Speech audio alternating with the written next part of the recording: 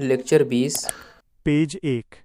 Article 19(1)(e) Bharat में कहीं भी निवास और बस जाने का अधिकार। इसके ऊपर भी अनुच्छेद 19(5) के तहत प्रतिबंध आरोपित है। जैसे अनुसूचित जनजाति के कल्याण के लिए, सामान्य जनता के हित के लिए, वेश्यावृत्ति या स्वास्थ्य के आधार पर इस स्वतंत्रता पर प्रतिबंध लगाया जा सकता है। आर्टिकल 19(1)(f) संपत्ति का अधिकार, जिसे 44वें संविधान संशोधन के द्वारा वर्ष 1978 में समाप्त कर दिया गया। पेज 2। आर्टिकल 19(1)(g) भारत में प्रत्येक नागरिक को व्यवसाय, आजीविका, रोजगार और वृत्ति करने का अधिकार। इसके ऊपर अनुच्छेद 19(6) में प्रतिबंध आरोपित है, जैसे 1. तकनीकी योग्यता के आधार पर। 2. नैतिकता के आधार पर। आर्टिकल 20 दोष सिद्धि के संबंध में संरक्षण। डायग्राम का विवरण। ये डायग्राम अनुच्छेद 20 के अंतर्गत मिलने वाले 3 प्रमुख संरक्षणों को वर्गीकृत करता है। इसमें मुख्य शीर्षक आर्टिकल 20 से 3 शाखाएं निकलती हैं। प्रथम शाखा आर्टिकल 21 की ओर जाती है, जो भूतलक्षी विधि से संरक्षण को दर्शाती है।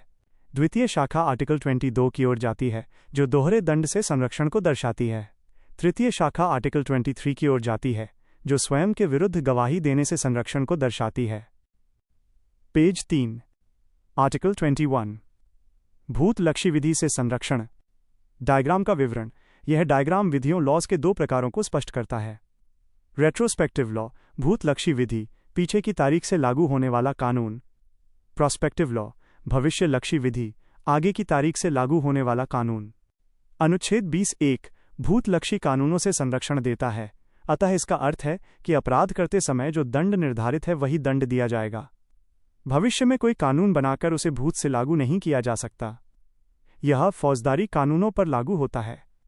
दीवानी कानूनों को भूत से भी लागू किया जा सकता है।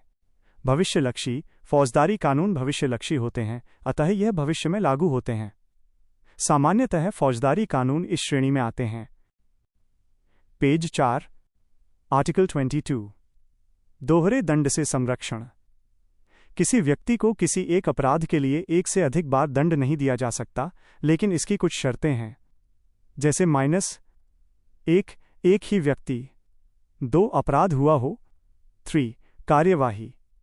4 दंड। आर्टिकल 23 किसी व्यक्ति को स्वयं के खिलाफ गवाही देने के लिए बाध्य नहीं किया जा सकता है। उस व्यक्ति की गवाही को उसके खिलाफ इस्तेमाल नहीं किया जा सकता। कर्नाटक बनाम सिल्वीवाद 2010 में सर्वोच्च न्यायालय ने नार्को टेस्ट और ब्रेन मैपिंग को गलत माना।